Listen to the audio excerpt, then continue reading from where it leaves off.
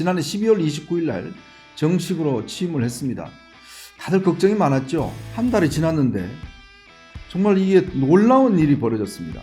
정말 한동훈 위원장이 정치를 몇 선을 한 사람처럼 굉장히 능숙하게 정치권에 적응을 한 것 같습니다. 전체 선거를 놓고 보면 수도권의 핵심 포인트 지점에 인물로 확 배치를 함으로 인해서 이제 어떤 윤석열 정부다, 타도해야 된다, 이 비판에 대해서 싹 이걸 잊어버리게 하고서 인물 경쟁, 이 공약은요 바로 이 의원 정수를 50명 줄여버리겠다. 자, 이런 공약을 굉장히 발빠르게 제시를 해버립니다. 즉 공약 선점 효과가 있는 거죠. 자, 세 번째로는 굉장히 빠른 판단력입니다. 저는 솔직히 그래서 어디서 정치 과외를 했는지 한번 물어보고 싶어요.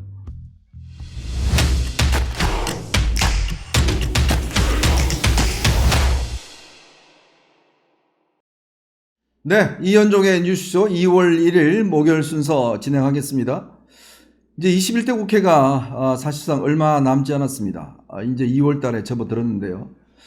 이제 마무리하는 시점인데 아마 여러분 어제 혹시 국회에 3천여 명이 넘는 중소기업인들이 몰려가서 시위를 했던 장면 혹시 보셨습니까? 지금 중대재해처벌법 관련해서 이 50인 이하 기업들에 대해서 2년 유예를 해달라고 정말 중소기업인들이 절규를 하고 있습니다. 그걸 왜 그러냐면 코로나 때 굉장히 힘들었거든요. 근데 그걸 적용하게 될 경우에 기업들이 너무나 힘들고 고용을 또 회피해야 되는 그런 상황이 진행되다 보니까 정말 국회에 가서 절규를 하고 있는데요. 이런 절규를 지금 야당이 외면하고 있습니다. 정말 국회가 왜 존재하는지에 대한 근본적인 물음을 하는 상황입니다. 그런데요, 국회는요, 올해 국회의원들의 세비를 1.7% 또 올렸습니다. 자기들 세비를 그렇게 올리면서 국민들의, 특히 우리 기업인들의 삶은 돌아보지 않는 저 국회를 어떻게 해야 될지 정말 참 답답할 따름입니다. 자, 오늘 여러분들하고 저희가 좀 먼저 이야기를 나눠볼 것은 이제 정치에 입문한 지 한 달이 조금 넘은 한동훈 위원장 이야기를 오늘 여러분들과 함께 해볼까 합니다. 참 한동훈 위원장 검사였다가 법무부 장관을 하고 정치권에 들어온 지 지난해 12월 29일 날 정식으로 취임을 했습니다. 다들 걱정이 많았죠. 왜냐하면 이제 정치를 시작한 지 얼마 안 되는 이 한동훈 위원장이 과연 정치를 잘할 수 있을까?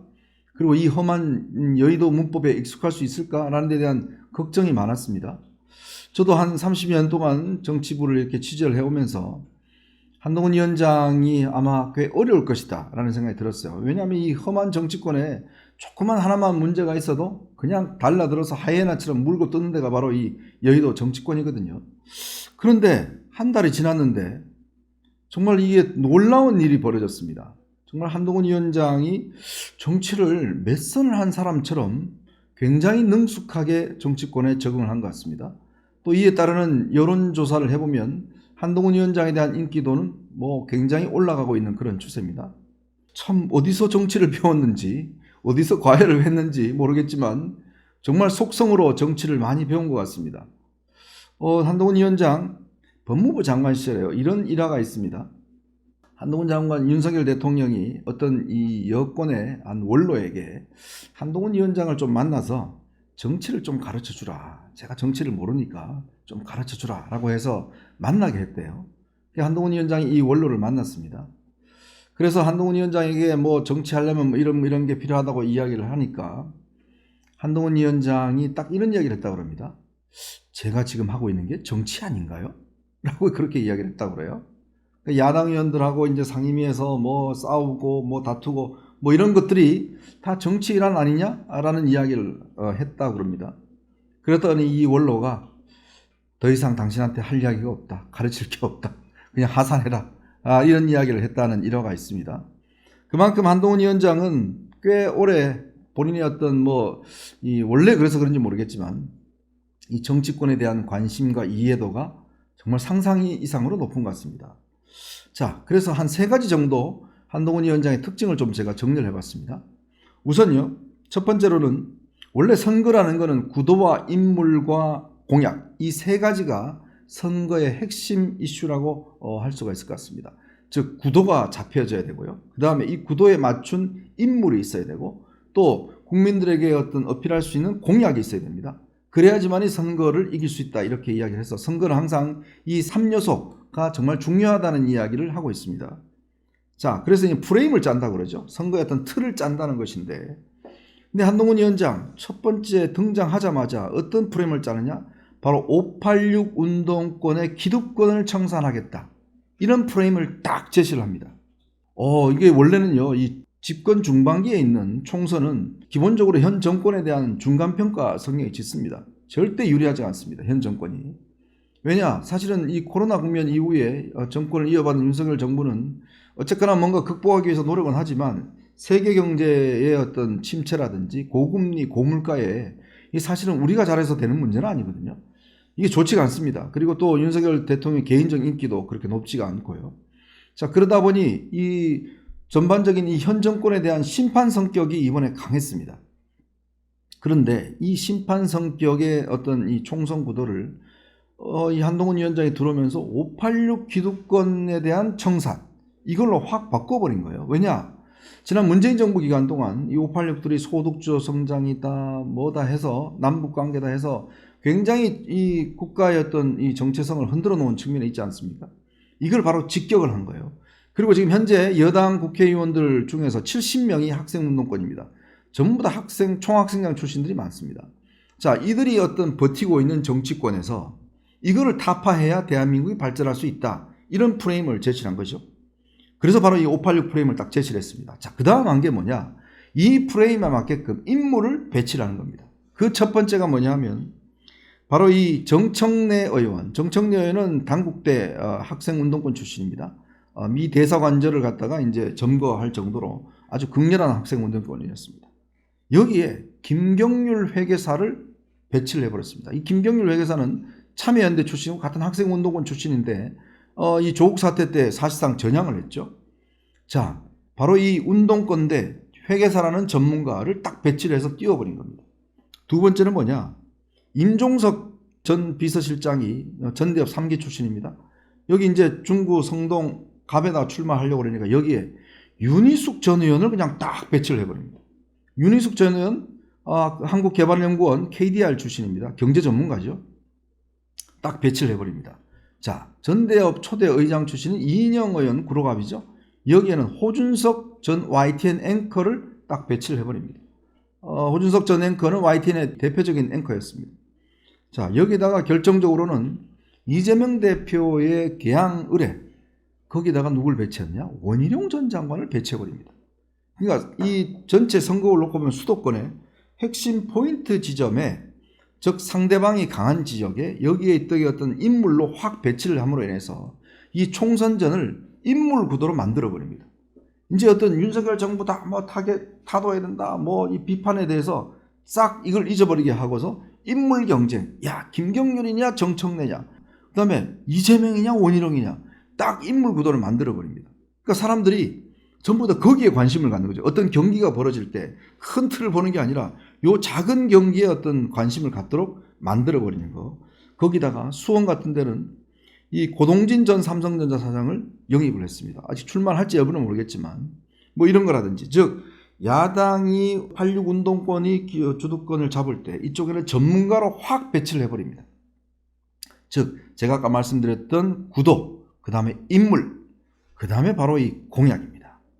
이 공약은요 1호 저출생 공약부터 시작해서 뭐 교육, 금융 잇따라 냈는데 결정적으로는 뭐냐면 바로 이 의원 정수를 50명 줄여버리겠다. 현재 300명 정원입니다.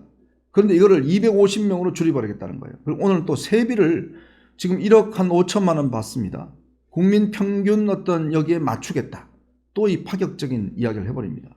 우리 국민들이 정치권에 대한 불신이 많거든요. 그러니까 이걸 줄이겠다는 거예요. 아마 많은 국민들 박수 칠 겁니다.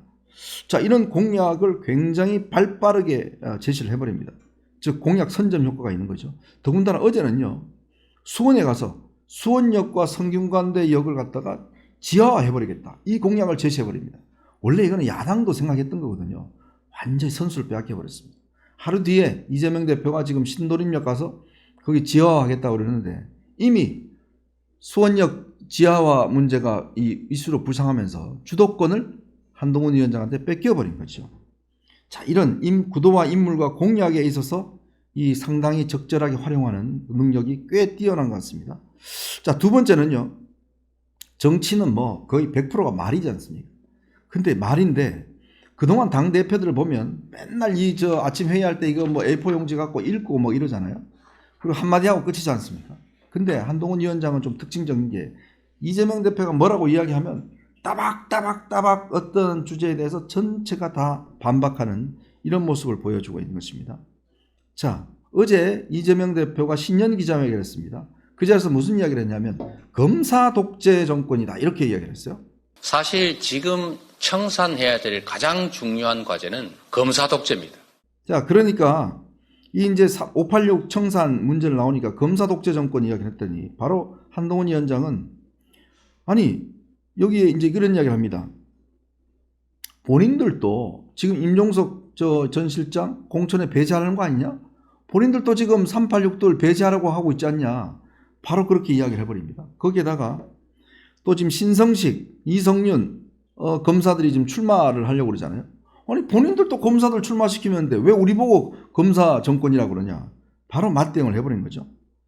자, 그러면서 특히 테러 문제를 좀 제시를 합니다. 어제 이재명 대표가 본인의 이 상처를 보여주면서 정치 테러라고 하는 것은 사회 전체적인 분위기나 또는 특정 집단들의 일종의 욕망에 따른 결과인 경우가 많았습니다. 이게 다 윤석열 정부가 했던 증오의 정치 때문이다 라고 이야기를 하니까 한동훈 위원장이 아니 그거는 돌발적인 행동인데 그렇게 따지면 그럼 배현진 의원이 테러당한 건 뭐냐? 그럼 민주당 탓이냐?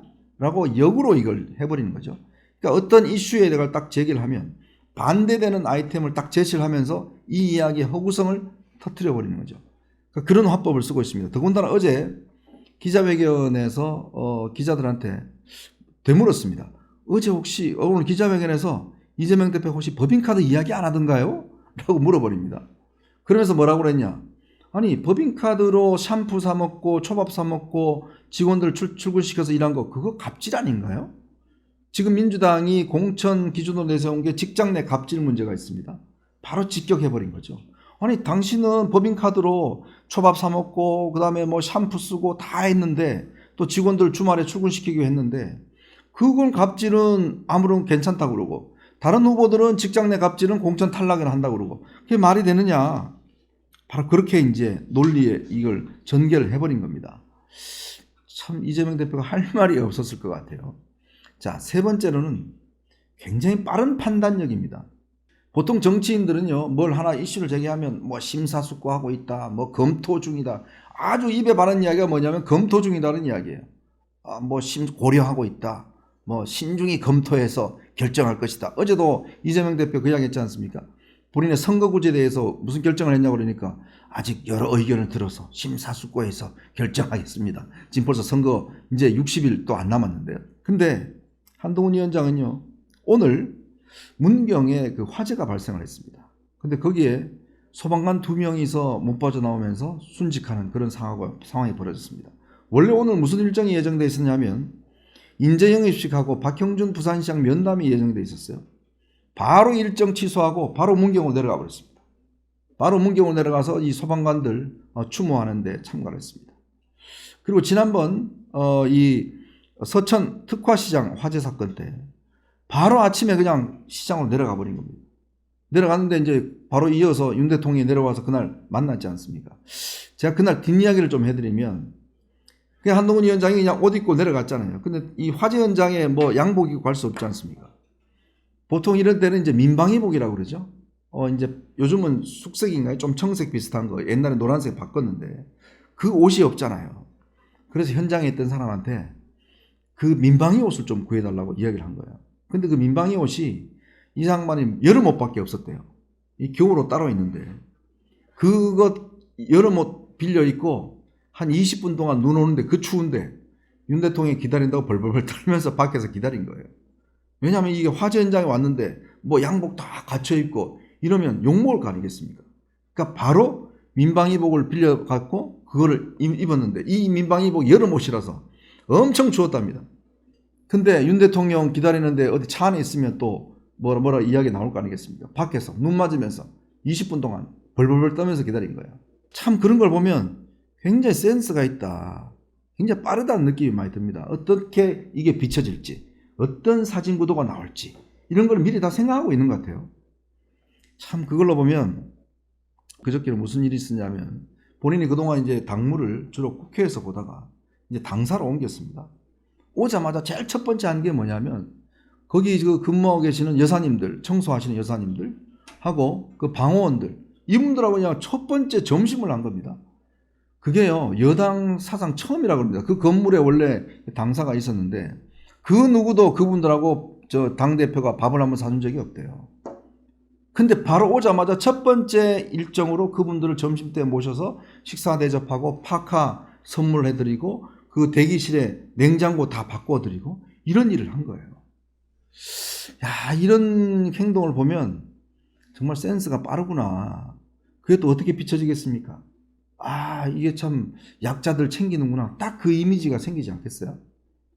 이런 걸로 보면 기존의 정치인하고는 빠른 생인데 저는 솔직히 그래서 어디서 정치 과외를 했는지 한번 물어보고 싶어요. 그런 데가 있으면 가서 한번 배워보고 싶은데 참 천부적으로 타고난 게 아닌가라는 생각도 들기도 하고 참 기대가 되는 대목입니다. 자, 이런 것들이 한동훈 위원장을 지금 인기도를 높이고 있는 건데 물론 뭐 앞으로 좀 더 지켜봐야 되겠죠. 그렇지만 한 달 지난 다음에 이 성적표는 역대 정치인들, 초보 정치인들에서 볼 수 없었던 제가 하나 참 이 뒷이야기를 좀 해드리면 옛날에 이회창 전 총재가 정치권에 처음 들어왔을 때 그때 이제 시장 방문을 했잖아요. 시장 방문할 때 이분이 평생 참 판사라서 아주 좀 고귀하게 살아오셨지 않습니까? 근데 시장 가면 이게 저 어묵 같은 거 막 먹어야 되잖아요. 근데 그분이 한 번도 이런 걸 잘 드셔본 적이 없대요. 그래서 이거를 들고 이걸 어떻게 먹어야 되나 이게 하는데 그냥 카메라 기자들이 다 찍어버린 겁니다. 그러니까 어색한 모습이 찍힌 거예요. 거기서부터 점수가 떨어져 버립니다. 반기문 사무총장 저 미국에서 귀국하셨을 때 이 어디 자판 이 저 카드 저 사야 되는데 이 지하철 이 돈 넣는 데를 못 찾아서 막 헤매다는 그 모습이 카메라에 딱 포착되면서 인기도가 확 떨어져 버리거든요. 그러니까 그런 한 장면이 굉장히 중요한 겁니다. 그런데 한동훈 위원장 뭔가 이미 연습한 사람처럼 굉장히 익숙하게 왜냐 기자들은요 그거 하나 포착하려고 굉장히 기다리고 있습니다. 그럼에도 불구하고 한동훈 위원장은 꽤 그런 면에서 센스가 높은 것 같다. 그런 생각이 많이 듭니다. 한번 더 지켜보시죠. 자, 여러분 보시면서요. 구독, 좋아요, 알림 꼭 부탁드립니다. 고맙습니다.